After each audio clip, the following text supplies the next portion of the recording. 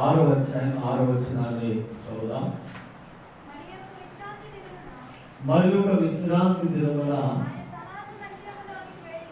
ఆయన సమాజ మందిరములోనికి వెళ్ళి బోధించుచున్నప్పుడు అక్కడ ఓచ కుడి చేయగలవాడు ఒకడు ఉండేడు. చాలు. దేవుని పిల్లారా, ఈరోజు మన అంశం ఏంటంటే ఓచ కుడి చేయగల వ్యక్తి. అంటే కుడి చేయి ఓచ చేయిగా ఉంది అంటే ఇంకా చెప్పాలంటే అది జీవము లేనటువంటిదిగా, నిర్జీవమైనటువంటిదిగా ఉన్నది. కనుక కుడి చేయి పరిశుద్ధ గ్రంథంలో కొన్ని విషయాలను మనకు సూచిస్తుంది. ఇక్కడ సహజంగా కుడి చేయి అనేటువంటిది ప్రసంగులు అంటాడు, జ్ఞానం గలవాడు కుడి చేయిని ఆడించు. బుద్ధిహీనుడు ఏం చేస్తాడు? తన ఎడమ చేతిని ఆడించు అన్నాడు కదా. అంటే జ్ఞానం గల వ్యక్తి సొలొమోను చెప్తున్నాడు, తన కుడి చేతిని ఆడించు అని చెప్పాడు. కనుక మనం ప్రియారా జ్ఞానం గలవారుగా ఉన్నామా, లేక ఇంకా చూస్తే మరి దేవునికి విరోధమైనటువంటి వారుగా ఉన్నామో దేవుని సన్నిధిలో మనం పరీక్షించుకుందాం. మొట్టమొదటిగా కుడి చేయి దేనిని సూచిస్తుంది? మత్తయి సువార్త 23:23. వేషధారులైన శాస్త్రులారా, పరిసయ్యులారా, మీరు పుదీనాలోను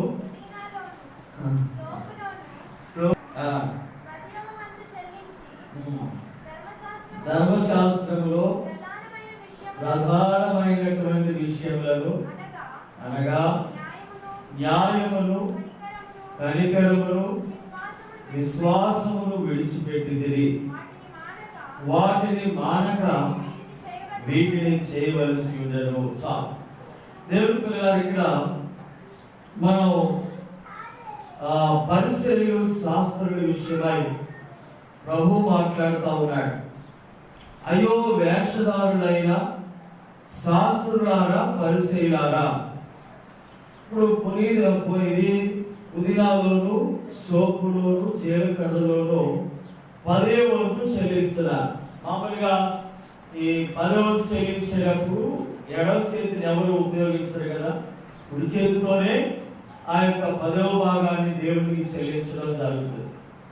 అయితే ఇక్కడ అంటున్నాడు, మీరు ధర్మశాస్త్రంలో ప్రధానమైనటువంటి విషయములను వాటిని మర్చిపెట్టారు, అంటే విడిచిపెట్టేసేసారు.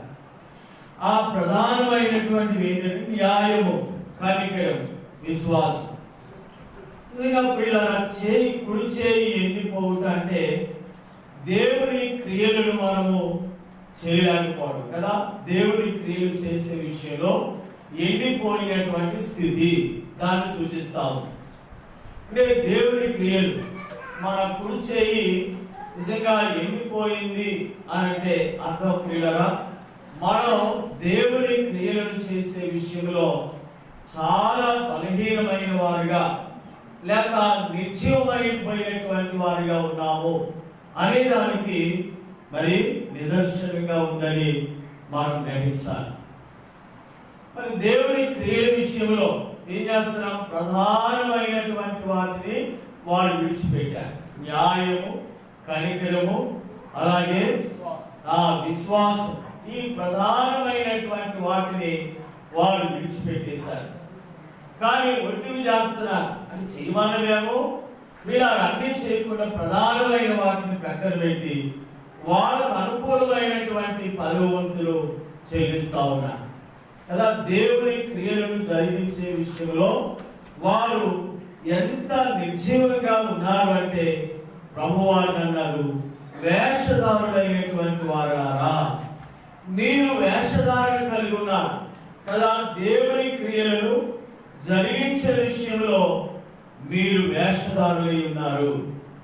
కేవలం కొన్నిటిని చేస్తున్నారు, కొన్నిటినేమో పూర్తిగా మానుకున్నారు ప్రధానమైన వారు. కానీ దేవుని పిల్లలు మన జీవితంలో దేవుని క్రియల విషయంలో ఎట్టి జాగ్రత్తలు కలిగిన వారుగా ఉన్నాం. తెస్సలోనికీయులకు రాసినటువంటి తీతుకు రాసినటువంటి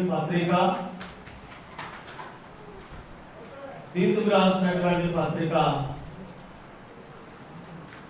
2వ అధ్యాయం 14వ వచనం చదువుదాం.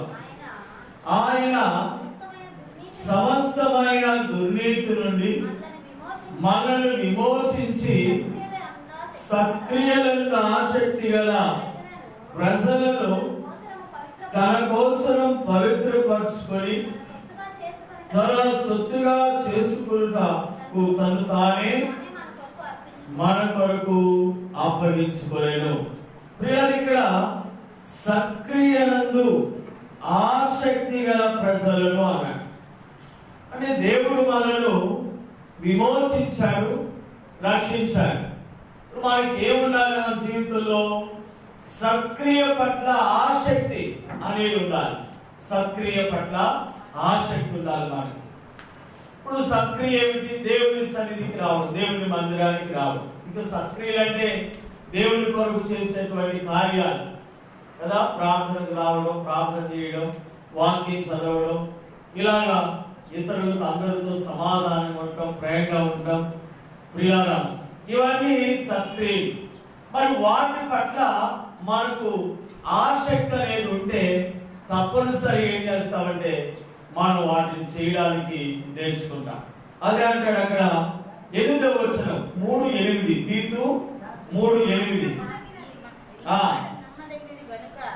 ఈ మాట నమ్మదగినది కనుక దేవుని యందు విశ్వాసం ఉంచిన వారు సక్రియలను శ్రద్ధగా చేయుటయందు మనసుంచినట్లు నీవి సంగతులను దృఢముగా చెప్పుచుండవలెనని కోరుచున్నాను. ఇవి మంచివి, మనుషులకు ప్రయోజనకరమై ఉన్నవి అన్నాడు. తర్వాత 14వ వచనం కూడా చదువుదాం. మనవారు నిష్ఫలులు కాకుండా నిమిత్తము అవసరాన్ని బట్టి సమయోచితముగా సక్రియను శ్రద్ధగా చేయుటకు నేర్చుకొనవలెను. చూడండి, ఇక్కడ 3 సంగతులు ప్రియులారా. ఒకటి, ఆసక్తి ఉండాలి. రెండవది, వాటిని చేసే విషయంలో మనసు ఉంచాలి. శ్రద్ధగా చేయుటయందు మనసు ఉంచాలి. ఇక్కడ దేవుని వాక్యం చెప్తున్నాడు, ఇదిగో శ్రద్ధగా చేయుటయందు మనసుంచినట్లు సక్రియ. ఎవరు? విశ్వాసం ఉంచిన వారు. మనందరం దేవుని యందు విశ్వాసం ఉంచాం. విశ్వాసం ఉంచినటువంటి మనం సక్రియలను ఎలా చేయాలంటే శ్రద్ధగా చేసే విషయంలో మనసు ఉంచాలి అన్నాడు. తర్వాత 3వది, ఆ మనసు ఉంచినటువంటి వారు ఏం చేస్తారంటే తప్పనిసరిగా సమయోచితంగా సక్రియ చేయడానికి నేర్చుకుంటారు. మరి ఇప్పుడు ఆలోచించండి, సక్రియను చేసే విషయంలో వీళ్ళు ఎండిపోయిన వారిగా ఉన్నారు. ఆ కుడి చేయి ఎండిపోయింది కదా, మరి ఆ పీల చేయి అయిపోయినట్టుగా చూస్తున్నాం. అదే ఈనాడు సంఘాల్లో మనం చూస్తున్నాం. దేవుని పిల్లలారా, దేవుని క్రియల కొరకైనటువంటి ఆసక్తి లేదు. అంటే వ్యర్థమైన వాటికి ఉన్నటువంటి ఆసక్తి, దేవుని క్రియలు చేయడానికి ఆసక్తి లేదు. రెండవది, వాటిని శ్రద్ధగా చేయడానికి మనసుంచినట్లుగా ఏమీ కనబడటం లేదు. అంటే దేవుని క్రియలను శ్రద్ధగా జరిగించడానికి మనసుంచినట్లుగా కనిపించడం లేదు. మనసుంచలేదు కనుక సక్రియలను మరి నేర్చుకునేటువంటి విధానం కూడా లేదు. అదే ఇప్పుడు నేర్చుకోవాలి, సక్రియలను గురించి నేర్చుకోవాలి. అప్పుడు ఏం చేస్తాం మనం? తర్వాత నేర్చుకోవడానికి ఇప్పుడు నేర్చుకోవాలి. ఏం చేయాలి? నేర్చుకోవడం అంటే ఎక్కడ? మనం టీవీ ముందు కూర్చొని ఎక్కువ వచ్చే సీరియల్స్ మొత్తం కూర్చొని చూస్తా ఉన్నాం అనుకో, నేర్చుకున్నాక సక్రియ లేదు. సినిమాలు చూస్తా ఉన్నాం అనుకో, అది ఏం నేర్చుకుంటున్నాం మనం? అంటే ఇక్కడ మంగళవారం ప్రార్థన కూటానికి కదా, ఇప్పుడు సరే ఆ మనసు ఉందనుకోండి, మనం జాగ్రత్తగా నేర్చుకుంటాం కదా.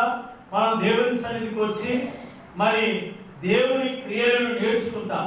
దేవుడు ఇది పరిసర ప్రాంతాల ద్వారా, తోటి సహోదరి సహోదరుల ద్వారా, తర్వాత దేవుని వాక్యం ద్వారా, కొన్ని పరిస్థితుల ద్వారా దేవుడు అనేకమైనటువంటి సక్రియలు మనకు నేర్పించేటువంటి వారిగా ఉంటాడు. కానీ వారు నేర్చుకోవాలి పిల్లలు. మరి ఒట్టి వాటిని నేర్చుకుంటున్నారనే ఎలా అబద్ధాలు చెప్తున్నారో, అబద్ధాన్ని కూడా నిజంగా ఎలా చెప్పాలో బాగా ట్రైనింగ్ అయినట్టుగా ఉన్నారు కదా. కొంతమంది చూస్తే బాగా ట్రైనింగ్ అయ్యారు, అంటే పెద్ద పెద్ద అమెరికా యూనివర్సిటీలో చదివించినట్లుగా ఉంటున్నారు. ఏది అబద్ధాన్ని బహు తెలివిగా చెప్పడం, ఆ అబద్ధాన్ని కూడా సత్యంగా మాట్లాడడం యూనివర్సిటీలో నేర్చుకుని వచ్చినట్లుగా అనిపిస్తుంది పిల్లలు. అంటే దానికి ఉన్నటువంటి శ్రద్ధ, సత్యాలు, ఇది వాక్యాన్ని నేర్చుకోవడానికి కదా, సక్రియ నేర్చుకోవడానికి. ఎందుకని మన మనసు లేదు ప్రియులారా?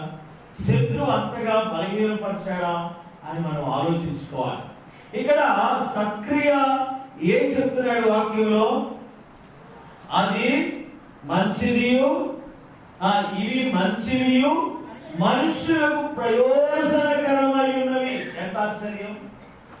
అంటే సక్రియలను పిల్లలు మనం చేయాలి. అక్కడ ఏం చెప్పాడు? ఇదిగో న్యాయముగా నడుచుకోవడం. ధర్మశాస్త్రములో ప్రధానమైన వాటిని మీరు మానుకున్నారు. అదే న్యాయాన్ని. అన్యాయంగా మాట్లాడడం, అన్యాయంగా బుద్ధులాడడం, అన్యాయంగా చూడడం, అన్యాయమైనటువంటి కార్యాలలో చురుగ్గా పాల్గొనడం, సంతోషంగా పాల్గొనడం. కానీ దేవుని యొక్క సన్నిధిలో న్యాయమైనది న్యాయంగా నడుచుకోవడం, అబ్బే దాని కొరకైన ఆసక్తి లేనే లేదు పిల్లలు. ఎంత బాధాకరమైన విషయం! దేవుని ఆత్మ దేవుడు ఎంతగా పిల్లలు దుఃఖపడుతూ ఉంటాడో ఆలోచించాలి. మనుషులందరికీ ప్రయోజనకరమైనది న్యాయముగా నడుచుకోవడం, కనికరం చూపించడం, ఎదురు వారి పట్ల కనికరం కదా, జాలి, విశ్వాసం దేవుని పట్ల.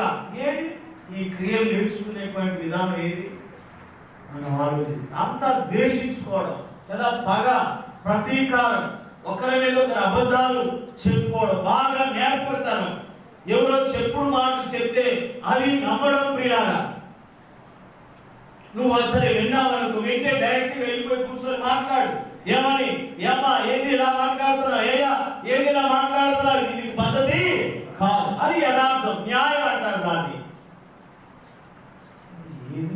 ఇలాంటి మంచి క్రియలు, ప్రజలందరికీ ప్రయోజనం కలుగు చేసే సక్రియలను మనం నేర్చుకోవాలి. కానీ కూర్చి ఎండిపోయింది పిల్ల, సక్రియలు లేవు. కనుక మన జీవితంలో దేవుని పిల్లలారా మనం ఏం చేస్తున్నాం కదా, ప్రజలందరికీ ప్రయోజనకరమైనటువంటి వాటిని గురించి ఆలోచన లేదు. కానీ కదా ఎప్పుడు కూడా వారికి నష్టాన్ని కలుగు చేసే ఆలోచన. ఇది ఎంతవరకు దేవుని మనసు అంటాం?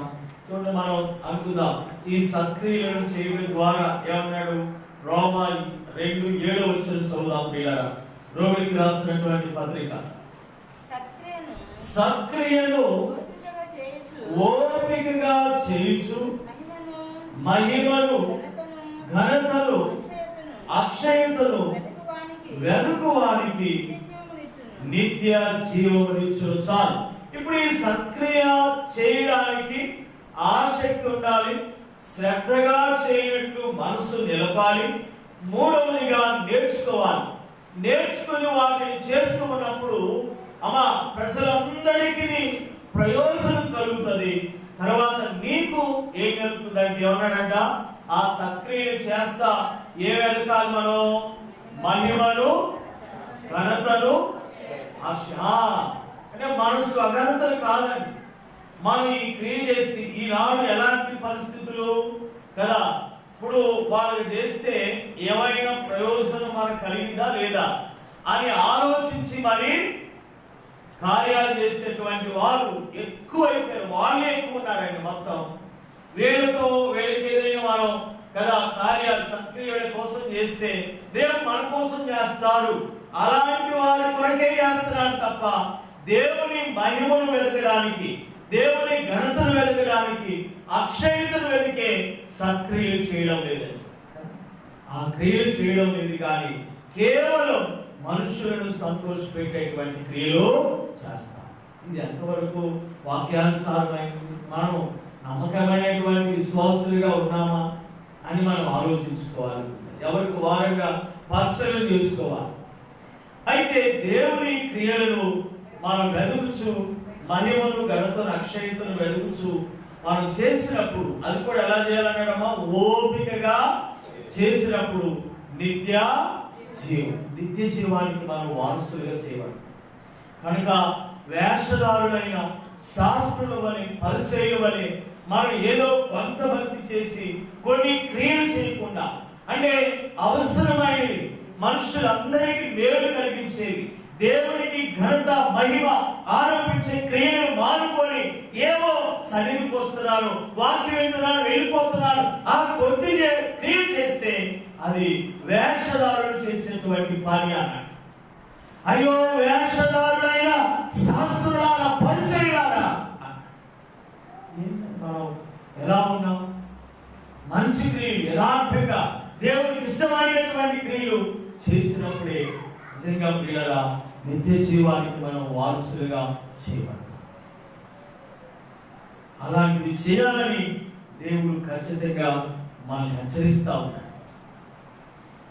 మనం వ్యక్తిగత ప్రార్థనలో తప్పనిసరిగా జ్ఞాపకం చేసుకోవాలి.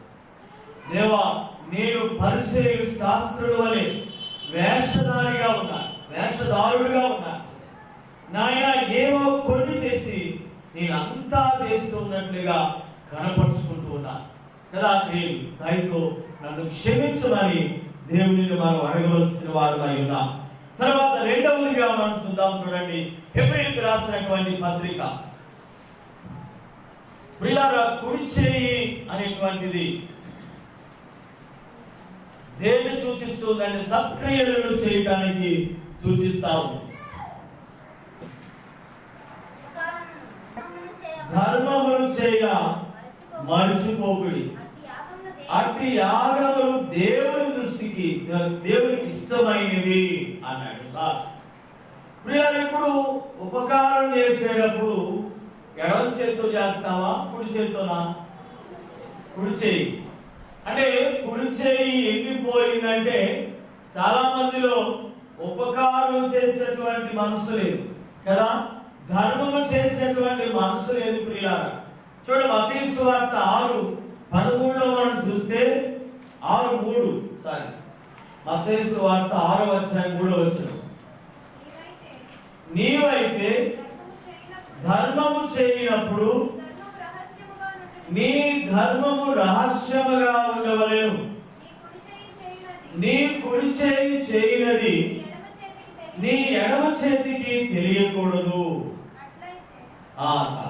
ఇక్కడ దేవుని పిల్లలారా, ఇక్కడ మరి ధర్మము, ఉపకారం, కుడి చేయి కదా ఎండిపోవుట అంటే ఉపకారం చేసేది లేదు, ధర్మం చేసేటువంటిది లేదు కదా. కొంతమంది ఎలా ఉంటారండి, పెళ్లికి కూడా భిక్ష పెట్టరు, అలాంటి వారుగా ఉంటారు. నేను మొన్న తాలూకా దగ్గర కూడా వేషధారులు అన్నాడు. మన జీవితంలో అలాంటి ఉపకార ధర్మం కాదు. మనం యథార్థంగా ప్రియులారా, ఎవరైతే ఉపకారానికి యోగ్యులో కదా, లేక ధర్మం చేయడానికి యోగ్యులో అట్టి వారిని చూచి మనం ధర్మం చేయాలి. అంతేగాని ఎవరికి పడితే వాళ్ళకి చేసి కదా నేను అందరి ధర్మము ఉపకారం చేస్తున్నాను అంటే దేవుడు దానిని కూడా మెచ్చడు. ప్రియులారా, చాలా దొంగలు ఉంటారు ఆ ముసలోళ్ళలాగా. పాపం ఏమన్నాడంట, హాస్పిటల్కి వెళ్ళడానికి డబ్బులు లేవంట. మొత్తం 1000 రూపాయలు అప్పటికే కరెక్షన్ అయిపోయింది. ఎందుకంటే వాళ్ళ కూతురు ఆల్రెడీ చూస్తా ఉంది. ఎందుకంటే అక్కడ తాలూకా ఆఫీస్ కదా, ఎక్కువ జనం వస్తూ ఉంటారు. వీళ్ళు ఆపేసి అయ్యారుగానే ఆయన రూపం చూస్తే వెంటనే ఎంతో కొంత, అందుకని బాగా వసూలు చేస్తున్నాడండి ఆ దొంగలు మాట. వాడికి ఎందుకన్నా ఒకసారి వాడికి ఇలాంటి అబద్ధమైనటువంటి ఉపకారాలు మనం చేయొద్దు. వీళ్ళారు కొంతమంది ఎందుకు ఇలా చేస్తారంటే వాళ్ళ గొప్పల కోసం, వాళ్ళని వారు బహిర్గతం చేసుకోవడానికి, వాళ్ళు ఏమిటో నిరూపించుకోవడానికి కొన్నిసార్లు ఇలాంటి దాన ధర్మాలు చేస్తారు. అది చేయడం దేవునికి ఇష్టం లేని పని. మరి ఏం చేయాలి?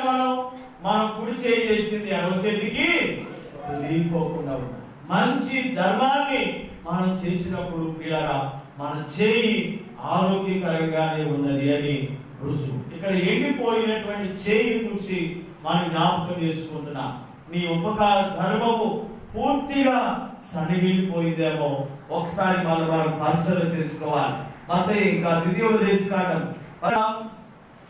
నీ చేతి పని, నీవు చేయు నీ చేతి పని అంతటిలో నిన్ను ఆశీర్వదించినట్లు నువ్వేం చేయాలంటే నువ్వెంతగా ఫలించావో అంతగా దేవునికి మనం ధర్మం చేయాలి పిల్లరా కదా. ఉపకారం లేక దేవునికి 10వ వంతును మనం చెల్లించాలి. ఇక్కడ అదే చెప్తున్నాడు. ఇప్పుడు చాలా మంది చేతి పనుల్లో దరిద్రంగా ఉండడానికి కారణం ఏంటి? కొంతమంది చేతి పనులు కూడా దొరకవు, దొరికినా కూడా వారు బాగా పిండి వారికి డబ్బులు. హల్లెలూయా. ఇలాంటివి జరుగుతూ ఉంటాయి ప్రియులారా. సగానికి సగం వాళ్ళు ఎగరామం పెట్టినటువంటి సందర్భాలు ఎంతో ఉన్నాయి. ఎందుకయ్యా ఇలా జరుగుతుందంటే నీవు దేవునికి చెల్లించడం లేదు కదా. నీ ఉపకారం, నీ ధర్మం చేసేటువంటి విషయంలో నువ్వు నమ్మకస్తుడిగా లేవు. నీ చేయి ఎండిపోయినట్లుగా అయిపోయింది. నీ కుడి చేతిని ధర్మం చేయడానికి నీవు ముందుకు సాధన లేదు. అందుకనే నువ్వు పని చేస్తున్నావు కానీ ఆ పనిలో విజయవంతుడిగా నువ్వు ముందుకు వెళ్ళలేకపోతున్నావు. చాలా మంది అక్కడ క్లియర్గా చెప్పాడు కదండి. ఏమనంటే నీవు చేయు, ఇది ఎవరు చదవట్లేదు. 28వ వచనం, నీవు చేయు నీ చేతి అంతటిలో నిన్ను ఆశీర్వదించినట్లు అన్నాడు. ప్రియులను ఆశీర్వదించినట్లు